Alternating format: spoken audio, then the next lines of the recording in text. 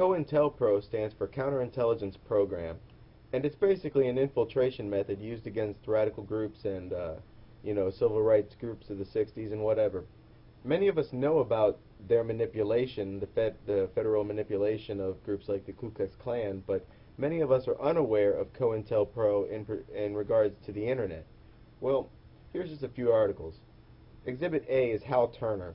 This guy gets arrested for making threats against a judge, and then it turns out that he was an FBI provocateur, and he's basically paid by the FBI to spew hate on the internet.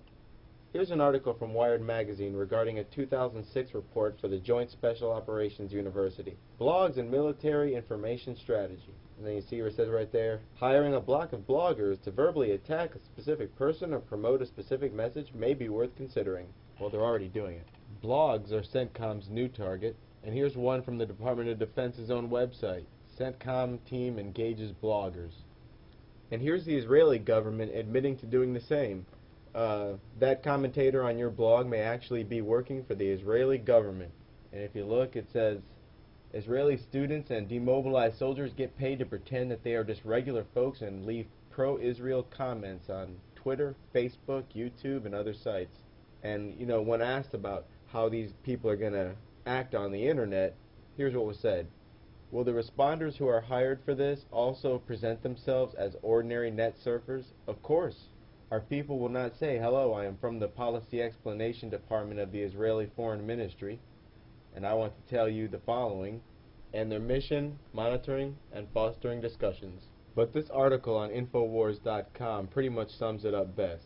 So while you're wasting your time arguing the finer points of the collapse of Building 7, or the quagmire in Iraq with someone who seems unable to grasp the basic principles, your foe could well be sat behind a plush U.S. government desk in a uniform. Their mission statement is simple. Clutter up the search engines by making fake conspiracy vids and sites. They make deliberately bad videos that are designed to scare away newcomers, make people think that, conspiracy theorists are just, making something out of nothing and overanalyzing. So when you go looking for the truth, all you find are big lies. Their second job is disinformation and misdirection. They insert lies and infiltrate into already currently existing movements like, the 9/11 nuke story, the nuclear weapons detonating at 9/11, or the aliens at 9/11 story. These were all disinfo. Their third job is to scare away newcomers, people who are, finding out the truth for the very first time when they come up and they stumble on their posts and their sites full of nothing but craziness. It just scares people away. They pose as conspiracy theorists and they curse a lot while they're conspiracy theorists, or at least posing as them. They speak intelligently when they're scoffing at conspiracy theorists, and they speak poorly and stupidly when they're posing as them. Their fourth job is infighting, and basically they just say that everybody's disinfo. Alex Jones is disinfo, David Icke's disinfo, Michael Tazarian is disinfo. They do a lot of Ron Paul bashing. Basically everybody's just, working for the bad guys, and that's what they go around doing so that they can stir up distrust among everybody. But you should know that a real truth seeker doesn't have time to go online and bash Alex Jones or Ron Paul. If you don't believe these people individually, that's fine. But no real truth seeker does that, so there's usually an agenda. They also like to pose as anarchists, communists, Marxists, and anti-Semites. And they also like to associate conspiracy theorists and conspiracy theories with anarchy and communism and Marxism and anti-Semitism. They like to incite religious and racial tension. You'll see them just go from place to place talking bad things about Jesus, or it'll be, against whitey or against blacks. They like to go around promoting atheism. Their job is to incite racial tension and to have newcomers associate conspiracy theorists with these racial tension and with the religious bigoted statements and whatever. You'll find them everywhere. Forums, YouTube. Their job is just basically to create tensions and stupid petty fights. They go around voting down good videos and voting up bad videos. You see them a lot, like especially LiveLink, where you'll post a video, and if it has something to do with conspiracy theories, within 24 hours you'll have 5 or 6 scoffers show up, and then after that, it's just, crickets and tumbleweeds. There's no posts after that, as if there's a group of people who are out there just checking to make sure the very newest videos, and posting a little bit on each and then just moving on. So you could tell that there's an agenda there, because you would think that the scoffers would show up once a month, once every 2 months, but no, they show up within hours, and then the video could be there 18 months later and not a single comment. And in places like dig.com, they'll actually call themselves CointelPro agent. And if you look at the kind of stuff they post, it's pretty typical of what you'd expect. They pretty much just go looking for anything having to do with Israel, 9/11, Ron Paul, and bash us. They like to keep video makers and websites busy with nonsense, and one of their favorite things is to call for violence. Only the feds think to do it, and only the feds get away with it, because if anybody else calls for violence on the internet, you're going to have goonballs at your door. So when you see someone who's calling for violence, usually that's one of them. Here's some tips.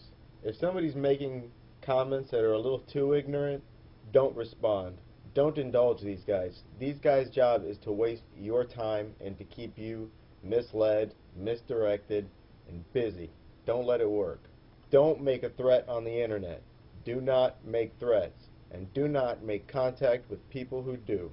Here's some general tips to protect yourself. Passwords. Passwords should be always greater than or equal to 8 characters, including 1 number, 1 lowercase, and 1 uppercase letter.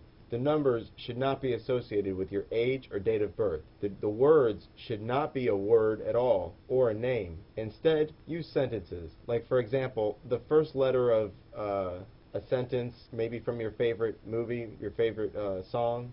Like, for example, say your favorite song was Civil War from Guns N' Roses. One of the sentences is, I don't need your Civil War. Now, IDNYCW. That's the first letter from each word in the sentence. Followed up by the year the song came out. It's a good password. Encryption. Your data is vulnerable until it's encrypted. The 2 main standards, or at least the best ones, are AES and Blowfish. The key size should be at least 256-bit or greater. There's many programs out there that do encryption. They can do virtual drives, encrypted files, and encrypted folders. One of them is TrueCrypt from truecrypt.org. It's also available on my website, so that's a good program to use. And remember, just because you deleted a file and then removed it from your recycling bin doesn't mean the file is actually gone. The data is still there, but the reference to the file is gone. You need a file shredding program, and there's many out there. There's a little-known spy effort going on between the NATO nations, mainly, and the NSA called Echelon. This system uses word and voice recognition and can scan cell phones, emails, chats, searches, pretty much everything. General tips for getting around this stuff. Deliberate misspellings in text, random punctuation marks and spaces. This kind of stuff can fool computer programs. Use code words instead of the real words, and get a firewall. This won't help you in terms of being scanned, but they sure are useful. And for you CointelPro guys, this is for you. Look at this. This is the future you want.